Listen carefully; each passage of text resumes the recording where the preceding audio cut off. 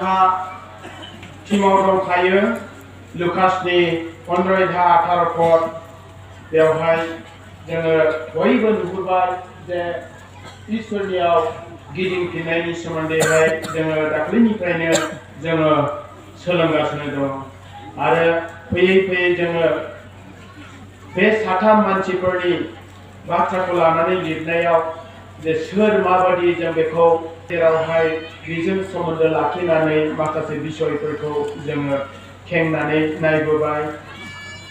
दानिया जोङो जोबथारनायाव आरोबाव जोंहा थाहैबावदों बिफाया जोंनि लागै मा मावदों। फिसाज्ला गदाया जोंनो मा दिन्थिदों मा फोरोंदों आरो बियो सोर जोङो बेखौ नायबाय।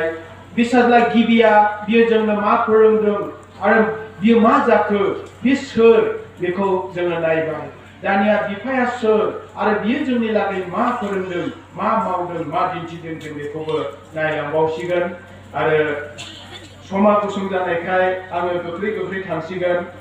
आद्रा थाबावब्लाबो दा मोनायाव फुरा खालामबावसिगोन इसोरा मोजाङै दोनोब्ला। बेखायनो बे समावहाय खावलायदों टिमजों जों थांनांगौखाय आरो टिमखौ जों कमप्लिट खालामनांगौखाय आङो गुसुङैब्लाबो लानो सोरगोनि दरखौ खेंनानैहाय दिनै बिफाया बेसे अननायजों जोंखौ लामा नायदों। इसोरा दिनै बे सल'नि गेजेरजों बे फिदिंनाय बाथ्रानि गेजेरजों बेखौनो मिथिहोनो नागिरदों। जों नुखाबाय फंबायाबो बियो पापआव दङमोन नाथाय बे फंबाया गासैबो इसोरनि बिनिफ्राय जे सोलायजानो लुबैनाय बायदिनो बियो खर' गंग्लायनानै हान्थु खरायनानै गावनि बिखुङाव थानाय पापफोरखौ गासैखौबो बोखारजोबनानै बियो बे फंबाया गाबै बिफानिसिम फैफिनबाय आरो बिफाया बेखौ नेनानै दंमोन। बेखौ बरायबाय बेसेबांबा रंजानायजों बिखौ फिसाज्लानि मर्यादाखौ होनानै न'आव थिसनफिनबाय।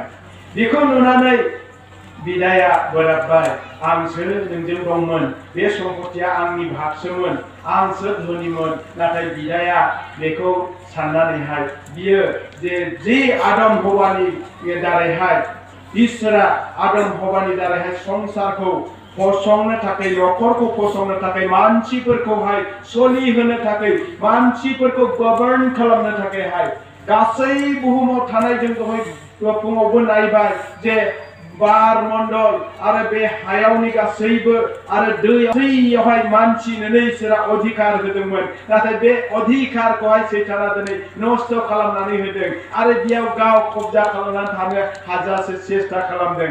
बेनिखायनो दिनैहाय बे बाराव थानाय आरो बे दैयाव थानाय आरो बे हायाव थानानै दिनै बाराव थानाय सैताना सासन खालामनानै दिनै मानसिफोरनि गेजेरावहाय गोबां समस्या लाबोदों आरो बे समस्याखौ लाबोनानै इसोरजों बेरेखा बियो बेखौहाय दिन्थिबाय थादों। दा दिनैहाय बिनि गेजेराव जों दिनै दङ। बोथोरा ओरैबायदिसिम थांबाय जे अनुग्रहनि जे पिरियड दोनदोंमोन बे अनुग्रहनि पिरियडाबो दिनै फैयै जोबनायनि खाथियाव सफैबाय। मानोना जों साइनखौ नुबाय। जों गुसुङैनो नायनो हादोंब्लाबो जों बेयावनो एसे हमनो हाबाय जे दिनैहाय उगुल थुगुल गुलाय गुजाय नंखाय बाखाय जिनिसजोंहाय मानसिफ्रा आन्दायबाय आरो आं दहाय खोन्थाखाबाय जे एम्बुआ दिनैहाय बे दुष्ट आत्माया एम्बुनि महरावहाय बियो जिबौनिफ्राय आरो बियो अजंगरनिफ्राय आरो बियो नंखाय नाबिनि खुगानिफ्राय बियो ओंखारनानैहाय दिनै मानसिखौहाय गुलाय गुजाय खालामनो थाखाय नंखाय बिसयफ्राव आन्दायहोनो थाखायहाय बियो फैबाय। बेनिखायनो एम्बुखौ जोङो दहाय नायबाय। एम्बुआ जाबाय बेबायदि दुष्ट आत्मा। बे दुष्ट आत्माया बियो ओरैबायदि लाबोयो बे गोदोनि मानसिफ्रा एम्बुखौहाय धोन सम्पति होग्रा होननानैहाय बेखौहाय पकेटावहाय बानायनानै लाखोमा लायोमोन। हिन्जावफ्रा वेस्टार्न कान्ट्रिनि हिन्जावफ्रा ओरैबायदि खालामोमोन बेगावहाय बे एम्बुखौ फिसा एम्बु बायनानैहाय बेबायदि दाननाय बानायनाय मोनो रबारफोरनि दंफांफोरनि बेखौनो बानायनानैहाय बेखौ बायनानै लानानै मानि बेगफ्राव सोनानै दोनो मानोना बेयो प्रटेक्ट होयो होननानैहाय बेखौ फोथायोमोन बे रैखा खालामो आंनि थाखा फैसाखौ होननानै आरो बे बोर होयो होननानै बेखौ सोनानै लायोमोन सिपिफ्राव लायोमोन माला गानोमोन बेबादि रोखोमनि फोथायनाय बिसोरहा दङमोन नाथाय बे एम्बुआ धोन सम्पतिनि मालिक नङा आरो बे एम्बुआ रैखाथिनि मालिक नङामोन आरो बे एम्बुआ दिनै शान्ति होनो हाग्रा गोजोन होनो हाग्रा बेबादि नङामोन नाथाय मानसिया बेखौसो इसोरनि जायगायाव दोननानै महा भुल दिनै खालामबोदोंमोन नाथाय बे भुलखौनो दिनैनि मानसियाबो खालामदों दिनै एम्बुखौ हयथ' बियो होसोआखै फुजियाखै नाथाय बियो धन दौलतनि उन खारनानैहाय बियो दिनै नस्थ' जाहैगासिनो दङ खालि रायलायोब्ला जोंनो गस्पेलसो रायलायनो होदोंमोन गस्पेलखौसो गासै बुहुमाव गोसारहोनो होदोंमोन गस्पेलखौसो जोंनि न'खराव फसंनो गस्पेलखौ लानानैसो जों गस्पेल जानो आरो जोंनि न'खरखौ गस्पेल न'खर दाखांनो गस्पेल जिबन दाखांनोसो होदोंमोन नाथाय मानसिफ्रा रायलायदों दिनै जेरावबो खना गफा जेरावखि थाङा मानो जायजोंखि लोगो मोना मानो थाखा फैसा न' बां धोन दौलतनि थाखाय बेखौ सोर लाबोखो बे दुष्ट आत्माया लाबोदों जों प्रकाशित बाइबलनिफ्राय दिनै बेबादि हुलुस थुलुसिया परिबेसखौ लाबोदों दिनैहाय बेबादि मानसिफोरखौ गियान बुद्धि होग्रा होननानैहाय गियान दाता होननानैहाय दिनैहाय बेबादि गियानखौ होसोदों बेसेबां रोंदों बेसेबां फरायदों बेसेबां माबादि जाखो खालि बेखौल' सोङो फोथायनायाव माबादि जाखो फोथायनायाव सोर बेसेबां दं बबेबादि अबस्थायाव दं बेखौ रायलायनो सम गैया अब्ला नै बेबादि बे एम्बुआ दिनै ओंखारनानै जोंनि गेजेराव मा बिस लाबोदों मा बे सिनायनांगोन बोथोरजों समान बियो जोंनि गेजेराव बेबादि गुलाय गुजाय लाबोदों नांलाय खमलाय खालामहोदों गियानखौ बृद्धि जाबाय होननानै मानसिफ्रा गियाना अभार जाना गोदौ आरो दिनैहाय मानसिफ्रा मा जादों दिनै गुबै गियाननि अभाब जालांदों दा बेफोरबायदि अबस्था परिबेस लाबोनानै मानसिखौ बे खबजायाव दोनदों अब्लाबो जोंनि इसोरा जोंनि बिफाया दिनै बेखौनो दिन्थिदों बिसाज्लानि गेजेरजों आन्दायनाय बिसाज्लानि गेजेरजों बिफाया जे रलखौ लादों बे दरखौ खेंनानै दोनदों आरो बे दरखौ खेंनानै दोननानै बे लामा नायबाय थादों नाहरबाय थायो सानफ्रोमबो नाहरबाय थायो सानफ्रोमबो गोसोखांबाय थायो जोंनि इसोरा बेबायदि नोंखौ आरो आंखौ सानफ्रोमबो गोसोखाङो नों सानफ्रोमबो गोसोखांना प्रार्थना खालामाब्लाबो बियो जोंखौ गोसोखाङो नों सानफ्रोमबो इसोरनिथिंजाय नाहरब्लाबो नाहरबाय थायो जोंनि न'खरखौ नाहरबाय थायो जोंनि न'खरखौ फैगौबा बे लामा नायबाय थायो नेबाय थायो आसा खालामबाय थायो मानोना इसोरनि रायजोआव फोथायनाय अननाय आरो बरसा बे प्रिन्सिपालजोंनो मानसिखौ दाखांदोंमोन दिनै बे इसोरनि रायजोखौ बिजोंनो फसंजेनदोंमोन बे बुहुमावहाय मानसिनि गेजेराव आरो बेखौनो रेस्टोर खालामफिननो थाखाय दिनै बिफाया दिनैहाय जोंखौ दर खेंनानै लामा नायदों बेनिखायनो सुबुं हारिफोरनि बासायजानायनि थाखाय इसोरा गावनि एसे गिदिर जोबनाय गैयै अननायखौ जोंनो दिन्थिदों जाय अननाया बे बिसाज्लाया गिदिंनानै फैफिनब्लाबो बे थाखा फैसा गारहैदों नों मानो बेबायदि बरबाद खालामखो मूर्ख होननानै रायाखै नाथाय दिनै जोंनि बिमा बिफाफ्रा बेबायदिबो रायनो हागौ जोंनि फिसाफ्रा बबेबा फिसा भुल खालामोब्ला जोंनि बिमा बिफाफ्रा ओरैबायदि गाज्रि रायनो हागौ नाथाय बे बिफाया एसेसिमबो रायाखै बियो बुंदों जे बियो आफा इसोरनि सिगाङाव नोंनि देखायाव आं दिनैहाय बेबायदि पाप मावबाय अपराध मावबाय होननानै बुंनो नागिरनायाव खुगायावनो सिगां बियो बुंनो मोनै बायदि गोबानानैहाय खुदुमग्रोदोंसो किस खालामग्रोदों किस खालामनायनि खुदुमनायनि अर्थआ जाबाय अननायसो होदों अननाय होदों हे बोले अननाय होयो बिमा बिफाया जेबो बुंखाया होननानै फिसाफ्रा बेबायदि मोदायजों दैदेनजानो नाङा मानोना बुंदों दानि बोथोरनि जोहोलाव सिख्लाफ्रा दिनैहाय गासैबो बिमा बिफाखौ मानियै इसोर गैजायै बेबायदि जालांगोन होनना बुंदों बेयाव थानाय सासेबो जोहोलाव सिख्लाया इसोर गैजायै जानो नाङा मानोना इसोर गैजायै जायोब्ला जोङो महा बिपदाव गोग्लैगोन सोर जोंखौ बासायगोन सोर जोंखौ दैदेनगोन दा बेनिखायनो बे सावखौ जों लानो नाङा आं मैया बिनिखायनो टेस्टिमनि लाबोदों आंनि लाइफआव आं इसोरनो जबान होबोदोंमोन उन्दै समाव नाथाय आं जेब्ला बावनानै आङो धोन सम्पतिनि उनाव खारदों गियान बुद्धिनि उनाव खारदों नाथाय बुंबो जायाखै आङो उखुम गब्लङाव थानांदों आङो बेमारजों गाबनांदों आङो मेगन मोदै फसरै फसरै हान्थु खरायनानै खनसे नङा खननै नङा खनले हान्थु खरायनानै गाबनांदों जे आशीर्बादखौ आफाया जोंनि थाखाय जोबोद धोरोमिया जीवन खांनानै थिनानै दोनदों बे धोरोमिया आशीर्बाद बिमा बिफानिफ्राय होबोनाय बे आशीर्बादखौ मोननांगौमोन नाथाय बेखौ नाजावालासे दिनै आदमनि बै साव नाजावनाय सुनि किरिति जायखौ एकदम हायावहाय सु रज'होबाय जायनि थाखाय जिसु ख्रिस्टआ बे सुखौ गावनि खर'आव दिखांनानै लानांबाय आरो बे जाय सुआ दिनै सुखौ जोंनो बेवहाय सनानि खोरखि हम होनो थाखाय मुकुट हम होनो थाखायनो इसोरा दिनै जोंनि सुखौ बियो दिखांनानै लानानै कालबारियाव बियो फबहैबाय दा दिनैहाय अब्ला जोंखौ फ्रि बानायबाय आरो जों मानि थाखाय बे सुनि मुकुटखौ दिनै हमबावनांगौ बेनिखायनो इसोरा जोंनो अननाय होदों बे मा पाप मावदों बेखौ सोङाखै बेखौ सोंखारियाखै बेखौ रायाखै बेखौ बुङाखै बेनाव हिसाब बियाखै नाथाय नुनाय लोगो लोगो एसे गिदिर अनदों इसोरा बेबादि अननायखौ दिन्थिदों बिसारखौबो अननो थिनदों आरो जों बिसारजों दासिमबो बेवहाय जानो हागौ सोरजोंबा मोसौ बारियाव थांनायनि थाखाय नांलायदोंब्ला बियो दाबो हयथ' सोरबाबा जोबाखै सोरनियाबा न'खराव माबा मोनसे भुल बुजिलायनायनि थाखायनो बिसि फिसायनि गेजेराव गोखा जालायदों दाबो जोबाखै जानो हागौ जिसु फैजासिमबो दोननो सेस्था खालामदों बेबादिबो गोबां जानो हागौ दङ नाथाय बे नङा अननाया बिसारनि थाखाय गाहामनि थाखाय प्रार्थना खालामनांगौ बिसारफोरखौ अननांगौ होनना बुङोब्ला बिसारखौ अननाय होनना बुङोब्ला बेयावनो जोबैबाय बेखौ सैयै गोखा बेबहार गाज्रि बेबहार खालामफिननो नाङा मानोना गाज्रि बेबहार दिन्थिफिननायनि थाखाय दिनैहाय बिदा गेदेरा इसोरनिफ्राय गोजान जानो गोनां जादों बेनिखायनो इसोरा जोंनो थाखायहाय बे एसे गिदिर अननायखौ दिन्थिबाय टाइटासनि 2:11 पदखौ जोङो नायोब्ला एफिसासनि 2:8 पदखौ नायोब्ला जों नुयो जे इसोरा जोंनो एसे गिदिर अननायखौ बेयाव दिन्थिबाय दा बेखौ नुनानैबो जों गावजों गाव अननो रोङैया जोङो दिनै इसोरनि बोसोन मानियैनि समान जागोन बेनिखायनो जों दिनै जोंनि लागै इसोरा बेबादि दरखौ खेंदों सोरगोनि दरा गेवनानै दं नुजाहोजानायनि 4:1 पदाव बेखौ जहना दर्शनाव नुदों आरो बुंदों सोरगोनि दरा गेवनानै दं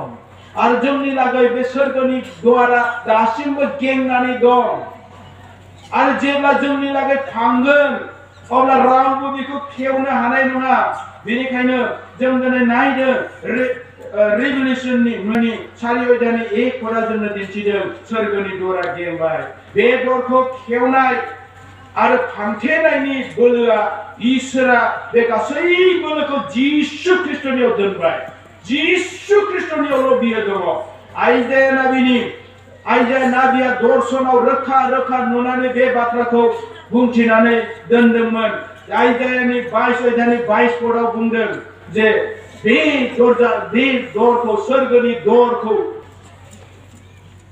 खेवनो आरो फांनो थाखाय जायनो साबिखौ होबाय बियो खेवोब्ला रावबो फांनो हाया बियो फाङोब्ला रावबो खेवनो हाया बेखौ बै समावनो बियो दिन्थिहरबाय आरो बे बाथ्राखौ जोङो दिनै नुफैबाय प्रकाशित बाक्यनि 3:7 पदावहाय बेयाव बुंबाय सोरगोनि दरनि सरानिया जिसु ख्रिस्टनो होजाबाय आरो जिसु ख्रिस्टआ बे साबिखौ लानानै सोरगोनि दरखौ सोरनिबा थाखाय फांथियोब्ला रावबो खेवनो हाया आरो सोरनिबा थाखाय खेवोब्ला रावबो बेखौ फांनो हाया बेनिखायनो दिनै बर' जातिफोरनि थाखाय दर खेवनानै होनानै नेनानै थाजानाय सम मोनसे सम दङ बे समावहाय दिनैहाय जोंनो गस्पेलखौ होनानै बिजों जोंखौ लिंगासिनो दङ जे बे दरखौ जेब्ला फांगोन रावबो खेवनो हाया मानोना बर' जातिफोरा जिसु ख्रिस्टखौ नेवसिनायनि थाखाय जिसु ख्रिस्टखौ रिजेक्ट खालामनायनि थाखाय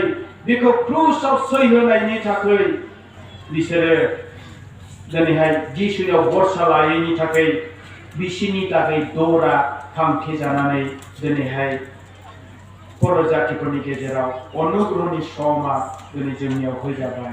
बेनिखायनो बर' जातिफोरनि थाखायहाय दरा सोरगोनि दरा दा गेंनानै दं।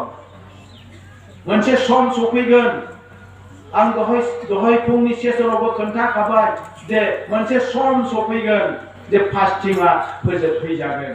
फास्टिंआ फोजोबहैजागोन। दा फास्टिंआव दङ जोङो हाबानि बाथ्रा लानानै जों रायलायनायाव नुबाय जोंनि बे पेरियडआ फास्टिं पेरियड। जिसु ख्रिस्टआ गावनो बुंलांखादों हौवा गोदाना नोंसोरजों लोगोसे थानाय समाव नोंसोरनो मानि थाखाय फास्टिं? जेब्ला हौवा गोदाना नोंसिनिफ्राय थांगोन अब्लासो नोंसोरो उपवास थानांगौ। आरो हौवा गोदाना जोंखौ बन्दोबस्त खालामनानै जोंनि लागै न' जायगा बानायनो थांबाय। आरो बे जेब्ला थांबाय अब्ला जोंखौ बरसा होनानै थांबाय आरो जों बे बरसायाव नेनानै थानांगौ। बेनिखायनो जोंनि बे फास्टिं पेरियडआ जिसु ख्रिस्टनि जोबथानि खर' अर्थात जोंखौ फोथारनो थाखाय कालभारि क्रुसाव गावनि बलिदानखौ होनायनिफ्राय लानानै रेपसारसिम बियो थागोन। जेब्ला रेपसार जागोन अब्ला बर' जातिफोरनि थाखाय बे दरखौ फांनानै होनाय जागोन। अब्ला बियो गावनि सायख'नानै लानाय इजराइल जातिफोरनि थाखाय बियो गेंहैफिनगोन। बेनिखायनो जों दिनैहाय बे समखौहाय होनानै लिंनायावबो जों दिनै बुजिनो रोङाजासे थायोबा बे गेदेर गोरोन्थि। बेयो थेवब्ला रावबो फांनो हाया।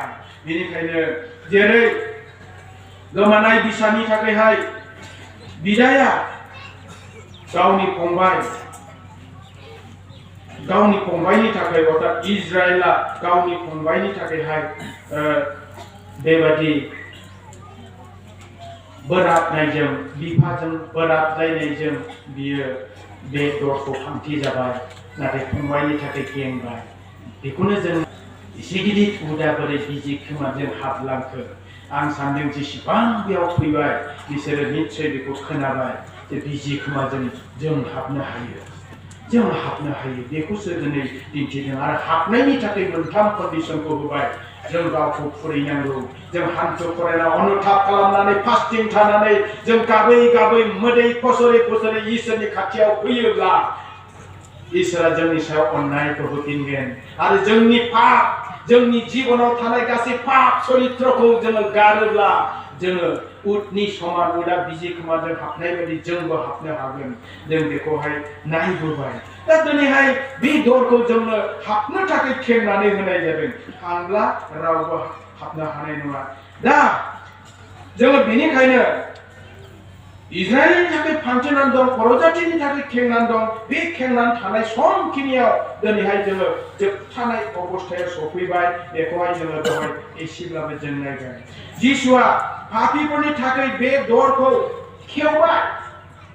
मानोना जिसु ख्रिस्टआ पापी मानसिखौसो नागिरनो फैदों। बेनिखायनो पापी मानसिफोरनि थाखाय बे दरखौ खेवबाय। माथाइनि 3:16 मार्कसनि 1:10 आरो प्रकाशित बाइबलनि 4:1 दिन्थिनाय खेंनानै होनाया पापी मानसिफोरनि थाखायनो खेंदों। बेनिखायनो बे दरा गेंबायब्ला नोङो पापाव थाबावनायनि कुइसन गैया। नोङो पापाव थाबावनो नाङा, आं पापाव थाबावनो नाङा। मानोना जोंनि थाखाय दरा खेंबायब्ला जों दरजों हाबलांनांसिगौ। दा बे बिषयखौनो जोंनो दिन्थिदों।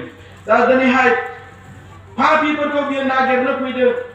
बेनिखायनो जोङो नुबाय लुकासनि 30 पदनिफ्राय 32 पदसिमाव मानोना जिसुआ पापीफोरखौसो लिंनो फैदों, धोरोमियाफोरखौ नङा। बेयाव मानसिफ्रा साननो हागौ होमब्लालाय जों धोरोमिया जानायफ्रालाय बोरैथो हाबबावनांगौ? बे नङा। जायहा धोरोमिया साननानै लादों बिसिनि थाखाय नङा। धोरोमियाखौ जोंनो बेयाव सोरखौ दिन्थिदों? फारिसाय आरो जुदायारिफोरखौ दिन्थिदों।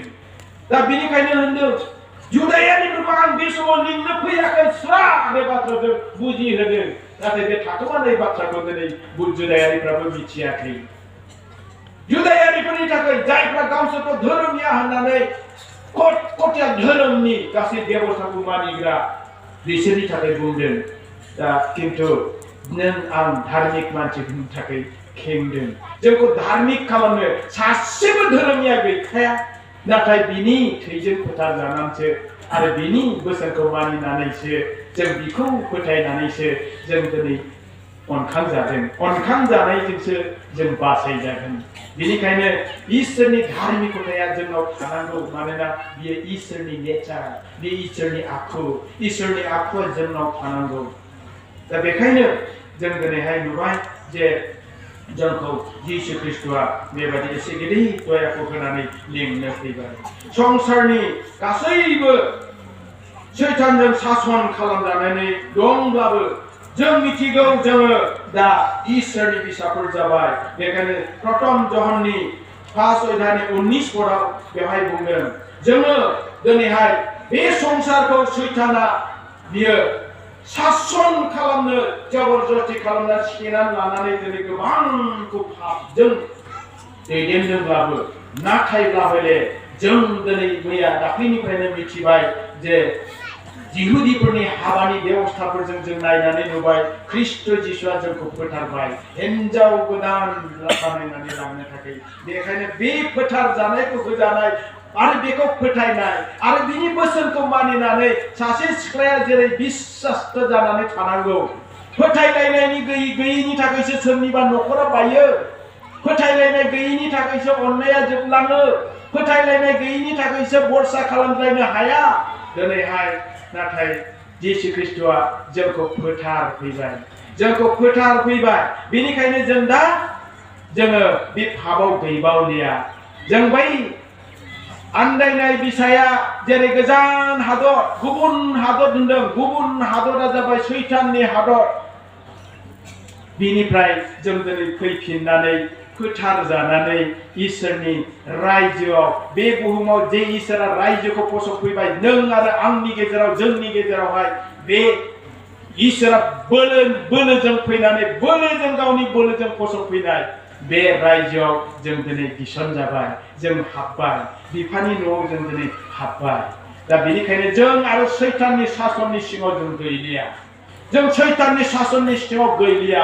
जोंनो आंथिखौ होनानै इसोरा जोंनो बे अधिकारखौ होबाय जे सैतानखौहाय जोङो दाद्रि होनानै हगदावनानै दोननो थाखाय। मानोना जेब्ला सागोराव बार बारदोंमोन, जेब्ला सागोराव धौ जादोंमोन, जेब्ला खोमसि दरसि दरलाब जानानै बुहुमाव गिथावथाव महर लादोंमोन, बे समाव बाराव, दैयाव आरो हायाव थानाय सैतानखौहाय दाद्रि होदों। आरो बे दाद्रि होनो हानाय अधिकारखौ दिनै नोंनो आंनो दिनै होबाय। दा बेनिखायनो जों गिदिर रंजानायजों जों बे न'आवनि बेबस्थायाव जों थानांगौ। मानोना जिसुआ खोमसिनि बोलोनिफ्राय जोंखौ खारग'होनानै गावनि अनजाग्रा फिसाज्लानि रायजोआव लाबोबाय। कलसियानि 1 अध्याय 13निफ्राय 14 पदसिमाव जों बेखौ नायोब्ला जों बेखौ नुयो। दा बेनिखायनो जों दिनै गिदिर रंजानांगौ। नाथाय बेयाव फैनो थाखाय दाबो गोबां मानसिफ्रा दर गेंनानै थानायखौ नुवाखै। जे दरा खेंजाबाय जोंनि लागै, बे दरखौ दाबो नुवाखै। दाबो खानानि समान जानानै सोरबा बेबायदि अबस्थायाव दङ। दा बेनिखायनो सोरबा जुदि बेबायदि खानानि अबस्थायाव दासिमबो दङब्ला, होमब्ला जों मिथिनो नांगौ जे बाइबेला जोंनो खोन्थादों सासे मानसिया जोनोमनिफ्रायनो खानामोन। आरो बे सासे जोनोमनिफ्राय खाना मानसिखौहाय जेब्ला जिसुआ लोगो मोनहैदों, आरो बेयाव फारिसाय आरो जुदायारिफोर, गोथार लिरनाय गोरों मानसिफोर गोबां दङमोन। आरो बे मानसिफ्रा जिसुनियाव सोंदों, जिसु, बे खाना मानसिया जोनोमनिफ्रायनो खाना, बिनि बिफाया ना बिनि बिमाया ना बियो गावनो पाप मावनानै खाना जाखो? अब्ला जिसुआ बुंदों, बिनि बिफायाबो पाप मावाखै, बिनि बिमायाबो पाप मावाखै, आरो बियो गावबो पाप मावाखै। अब्लालाय मानि थाखाय बियो बेबायदि खाना जानो गोनां जाखो? इसोरनि हाबाया बिनियाव नुजानो थाखाय होननानैहाय जहननि 9 अध्यायनि 3 पदआव बे बाथ्राखौ बुंदों। इसोरनि खामानिया नुजानो थाखाय। अब्ला बे इसोरनि खामानिया बे समाव माबादि नुजाखो? जों दिनै बेखौ जेब्ला बिजिरनानै नायो, जिसुनि खामानिया बेबादि नुजादों, जिखौ सोमो गोनां सोखानाय खामानि मावदों होननानैल' जों बेखौ नुयो। नाथाय नङा, बिनिफ्राय थौसिनाव लोहाबनानै नायबावोब्ला जों नुयो जहननि 9 आयदानि 6 निफ्राय 7 पदसिमाव जेब्ला जोङो नायगोन बेवहाय जिसु ख्रीष्टआ जुमुदै मुजुदों बे जुमुदैनि बाथ्राखौ जोङो जेब्ला नायगोन लाउदकिया मण्डलीखौ जिसु ख्रीष्टआ दर्शननि गेजेरजों जहरनि गेजेरजों बेबादि फोरमायथिदों जे नोङो गुदुंबो जाया गुसुबो जायाब्ला आं नोंखौ मुजुगारगोन मुजुगार जानाय मुगै जानाय गारन जानाय बेबादि अबस्थाखौ दिन्थियो बेनिखायनो बे खाना मानसिया बेवहाय बिनि थाखायहाय बियो जुमुदै मुजुदै खाना जायोब्ला आत्मिक जीवनाव अन्धकार जायोब्ला बेखौ जिसु ख्रीष्टआ मुजुगारगोन रिजेक्ट खालामगोन बेखौसो दिनै दिन्थिदों आरो बिनि उनाव बेयाव हाब्रु बानायदों हाब्रु बानायनाया जा हायाव थानाय गासै पाप चरित्रजों बुंफबनाय हाब्रुआव अमाया थायो जों मैया दाख्लिनिफ्राय नायबोबाय बे अपबे पुत्रआ अमा गुमहैनांदों अमाया अशुद्ध बुस्थु बिनि जानाया अशुद्ध आरो बियो अशुद्ध हाबानि बिगोमा अशुद्ध हाबा मावहोग्रा बिगोमा बिनि दास जाहैदों स्लेभ जाहैदों मानोना बे समाव बिगोमाया बुंदोंमोन बे आंनियाव गुबुन जेबो खामानि गैया मोनसे खामानिखौ मावोब्ला आं होनो हायो अमा गुमनाया जाबाय अशुद्धतानि खामानि मावनाय मानोना खोमसिनि हादर जानायखाय बिनियाव अशुद्धतानि खामानि दंमोन दा दिनैहाय बे अशुद्धता खामानि बेखौनो दिनै दिन्थिदों बे हाब्रु मानोना अमाया हाब्रुआव मोजां मोनसोगारो मोजां मानसिया रावबो हाब्रुआव थांनाय नङा नाथाय अमाया हाब्रुखौ मोजां मोनसोगारो दिनै बेबादि हाब्रुखौ दिन्थिदों जे बे खाना मानसिया बहा दं बे हाब्रुआव दं दिनै आत्मिक जीवनाव खाना जानानै दंबा बेबो बे हाब्रुआव गेलेगासिनो दङ सोरबा पापनि हादराव दङब्ला बे हाब्रुआव बियो गब्रायनानै दङ गेलेनानै दङ दा बेनिखायनो रावबो हाब्रुआव थानो गोसो गैया नाथाय आत्मिक अबस्थायै गोबां मानसिफ्रा दिनै हाब्रुआवनो दङ हाब्रुखौनो मोजां मोनदों बिनि उनाव बिनि मेगनखौ लिरथेनानै होबाय जेब्ला बिनि मेगनखौ लिरथेनानै होबाय बियो खोमसि नुबाय बिनो खोमसि नुनायखौ दिन्थिबाय मानोना मेगना खाना जायोब्ला खोमसि नुयो आरो खोमसिनि बोलोआ बेखौ सासन खालामदोंखाय खोमसिनि हाबा मावदोंखाय बियो खोमसिनि दास जानानै दंखाय बियो खोमसि हादराव दंखौ दिन्थिदों बिनि मेगना खाना दिनै आत्मिक महरावबो गोबां मानसिफ्रा बेबादि पाप लानानै दङब्ला बिबो दिनै आत्मिक अबस्थायाव बिबो खाना जानानै दङ अन्थाव बाथाव बियो सैताननि दास जानानै दङ बियो गावखौ मोनदाङाखै जानो हागौ जों गावखौहाय मोनदांनो गोब्राब जायो मानोना जोंनियाव थानाय अहंकार चरित्रआ जोंखौ खोमा लानायनिफ्राय हमथायो जोंखौ गोसो रुइनायनिफ्राय हमथायो मानिलायनायनिफ्राय हमथायो बे नेचारा दिनै मानसिखौ कठोरै खानानै दोननायखाय जोङो जे बेबादि खोमसिनि दासत्व जानानै गाज्रि हाबा मावदों नांलायदों खमलायदों बोराबलायदों नखराव अशान्ति खालामदों गैयाब्लाबो दाबि दावा खालामदों सोरखौबा सोगाबदों सोरखौबा जिंगा चित्तजों गोबां मानसिफ्रा दिनै लिप्त सोरबा बादा होनायखौ मानियाखै अहंकार मानियै गासैबो अन्नाय गैयैनि एक्टिभिटिस खामानिफोरखौ बे हादराव मावो बे हादराव थानाया मावो खोमसियाव दङब्ला बियो खोमसिनि खामानि मावो बेनिखायनो बियो खाना होननानै बेखौ दिन्थिदों बेबादिनो सोरबा जुदि आत्मायाव खाना दङब्ला बियो खोमसियाव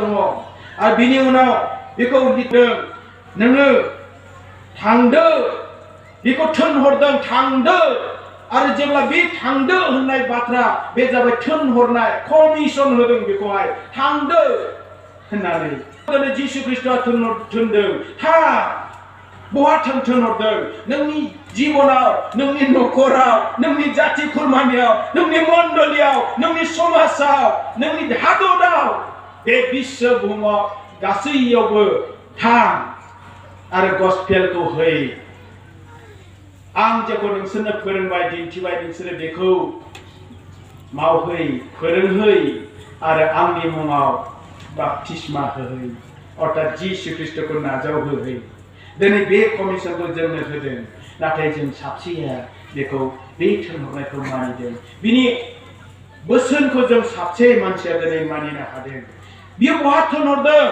सिल'आमनि फुख्रियाव थिनहरदों सिलमनि फुख्रियाव थांदो नोंनि मेगनखौ सुहैदो होननानै बेखौ थिनदों। अब्ला बे थांनानै बे सिलमनि फुख्रियाव फोथायनाय लानानै थांदों। फोथायाब्ला रावबो थांनाय नङा।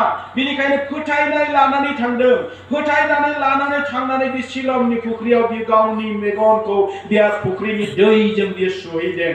जेब्ला मेगनाव होथेनाय हाब्रुखौ सुदों, बियो ओरैनो खानामोन आरो बेयावनो आरो खाना होननानै बे खोमसियाव दङ होननानै दिन्थिनो बिनि हाब्रुखौ आरोबाव बिनि मेगनाव लिरथेनानै होजाबावनाय जाबावबाय। लिरथेनानै थानाय हाब्रुखौ बियो बेंगारहैदों। अर्थात बे दैया जाबाय जीवन जल। बे जीवन जलखौ नोङो बहा मोनगोन? बे जीवन जलखौ नोङो बहा मोनगोन? बे जाबाय गस्पेल मिनिस्ट्रि। गस्पेल मिनिस्ट्रिखौ बे सिलम फुख्रिजों दिन्थिदों। जाय मानसिफ्रा बे गस्पेल मिनिस्ट्रियाव थांगोन, जाय मानसिफ्रा बे इसोरनि बाइकखौ ध्यान खालामगोन, मानिगोन आरो बेखौ मावगोन, बे मानसिया गाव माबोरै थानांगौ, माबोरै थाबायनांगौ, बहा भुल जाखो, मानि थाखाय आं दिनै खोमसि जाखो गासैबो मिथिगोन। बेनिखायनो बे मिनिस्ट्रियाव थिनहरबाय, थांदो नोङो गस्पेल मिनिस्ट्रियाव थांदो। बेयाव प्रार्थना खालामब्लानो सोखाजानाय दं। बेयाव आरज खालामब्लानो पाप निमाहा दङ। बेयाव थाङोब्लानो नों माबोरै जिउ खांनांगौ बिनि फोरोंजानाय दङ। गासैबो बे फुख्रियाव दङ। इसोरा बे फुख्रियाव जोंनि लागै बेबस्थाखौ प्रकाश खालामदों। दा बेनिखायनो बे गस्पेल मिनिस्ट्रिखौ जोङो दाखांनांगौ। गस्पेल मिनिस्ट्रियाव जों लोहाबनांगौ। गस्पेल मिनिस्ट्रियाव जों थानांगौ आरो बेखौ बेयाव जों सुगारनांगौ।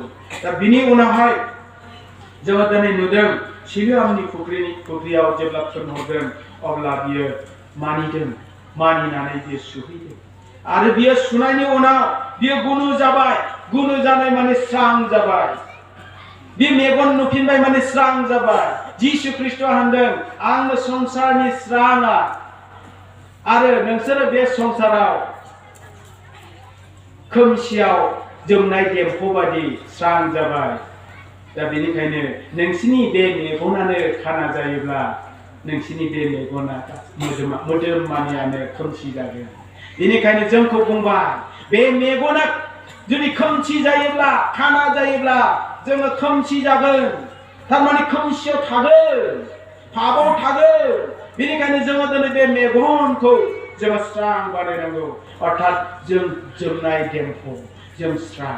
अब्ला एसे गिदिर इसोरा जोंखौहाय खोमसि मुजुगार जानाय अबस्थायाव पापआव थानायनिफ्राय जोंखौहाय लाबोनानै फोसाबनानै सुस्रांनानै जोंखौ स्राङाव दोनफैबाय। अब्ला जों दिनै स्रां जानानैबो जोंनो हायाब्ला बे माब्रै जागोन? दिनै जानो हागौ आं सान्दों मानसिफ्रा आंनि बाथ्राखौ बुजिनो हायालासे निश्चय थायाखै। दा समा 2:55 जाबाय। अब्लाबो आं दिनैहाय नोंथांमोनखौ खावलायदों, एसे गिदिर समखौ होनानै नोंथांमोना बेयाव धैर्यजों खोनासंबाय। बेखायनो आं नोंथांमोन बयखौबो हामबायहोदों। दा जोंहा मोनसेल' सेसन दंसै। जों दाहाय मोनाबिलिनि सेसनाव आरोबाव लोगो मोनलायबावसिगोन। इसोरा बयनिबो आशीर्बाद होथोंसै। जोङो खोमसियाव नंलिया। इसोरा जोंनि थाखाय दरखौ खेंनानै नेबाय आरो बे दरखौ माब्लासिम खेंदों, बे फांगोन होननानै बुंदों। माब्ला फांगोन? बे जाबाय जेब्ला जोमैयाव फैगोन, हिन्जाव गोदानखौ लांफैगोन, अब्ला फांगोन। जोमैयाव माब्ला फैगोन? जों दहायबो रायलायखाबाय। रावबो बुंनो हाया। सोरबा बुङोब्ला नै उमुक थारिखआव उमुक दिन बुङोब्ला बियो नोंखौ आन्दायहोनो फैबाय। मानोना बेयाव बिफानि अनगायै रावबो मिथिया। बे बिफानि इच्छा। बेनिखायनो बाइबेलाव बुंदों बरादखौ सुंनोबो हागौ, फोलावनोबो हागौ। इसोरा बरादखौ सोलायनानैबो होनो हागौ होनना बुंदों। बेनिखायनो फोलावनाय आरो फुसुंनाया इसोरनि आखायाव। सोरबा मानसिया बेखौ जबरदस्तियै इसोरनि जायगायाव थानाय इसोर जानानै बुंनो सेस्था खालामोब्ला बियो बिनि मोननांगौखौ मोनगोन। नाथाय जोङो नेनानै थानांगौ। साइनखौ नायनांगौ। सफैबाय। जोङो गोलावै नायनो हायाखिसै, मानोना जोंनि टपिकआ गुबुन फारसे खारनायखाय जोङो बेखौ इसेबां लाबोनो हायाखिसै जे माबायदियै इजराइलारिफ्रा रोदोमखांखो आरो दा दा बुहुमाव बबे खनायाव मा जानानै दङ रावबो नुवालासे थायाखै जायफ्रा नागिरदों दा दिनै बहुद आबैबोगासिनो दङ बायदिसिना जाथाय जागासिनो दङ आरो बियो साइनफ्रानो दिन्थिगासिनो दङ जे जिसु ख्रिस्ट'नि दरखौ फांनोसैया खाथिथारसै माब्ला फांगोन रावबो मिथिया दा बिनि सिगांनो जों दिनै गाज्रि फिरिनिफ्राय इसोरा जोंखौ बोखांनो थाखाय जबान होदों जों बोखांजानो थामथिम जानांगौ दा बेनिखायनो फै जों नेनानै थानि थामथिम जानि गावखौ थामथिम खालामनि इसोरा जों बयखौबो एसेबां अनो मानोना जोंनि लागैनो बियो गावनि जिउखौ बायना बायदि दान होफैबाय गावनि थैखौहाय दा हामबायसै इसोरा बयनिबो सायाव आशीर्बाद होथोंसै आं बे समखौ बिसिमावनो बुंनानैहाय बे सेसननि थाखायहाय नोंथांमोनजों गोजोननाय लानानै बे समखौ चेयारपारसननो आंखौ गोजोन्थों